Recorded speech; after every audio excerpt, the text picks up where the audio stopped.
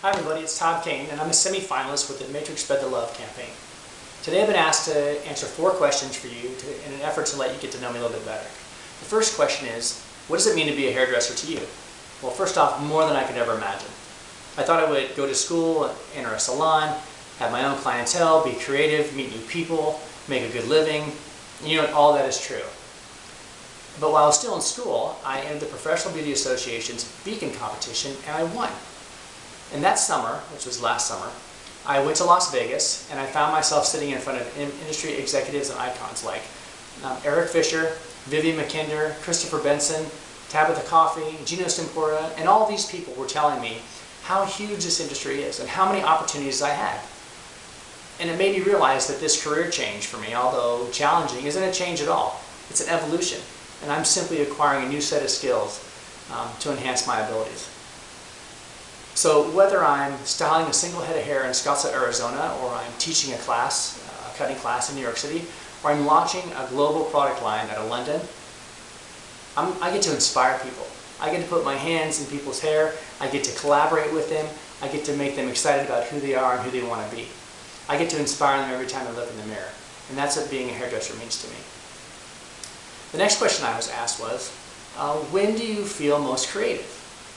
And this was kind of challenging. I almost put this to the side because I thought I would easily say, oh, it's the beautiful sunsets at Phoenix that came up with that color and that's why I put it on that client. Or at the jagged edges of South Mountain inspired me to cut that fringe on this woman. But it wasn't those things. I thought it was maybe pictures in magazines or music on the radio. And some of that might be true, but I couldn't put my finger on it. And so I pondered on it for quite a bit. And then the phone rang, and like every other night before, I'm talking to my daughter and she's saying, you know, hey Daddy, this is what I did at school today, and what'd you do? Well, as I was explaining everything to her, I realized that my pulse was quickening, my voice was getting louder, I was getting excited because I was sharing my experience. It's not enough just to do, you gotta be, and you gotta experience life. I think that I'm still a generalist. I haven't decided whether I want to cut or color. So I get to take it all in. And I think I'm inspired by everything. Every little bit of stimulus I think affects me. But for me, again, when I'm sharing my experience, that's when I feel most creative. Because I can take it all in, I can digest it, and I can say, wow, look what I did that day. And wouldn't it be neat to do this tomorrow? Which brings me to my next question. Why do I want to be involved with Spread the Love? Well, because I've always felt most comfortable being involved.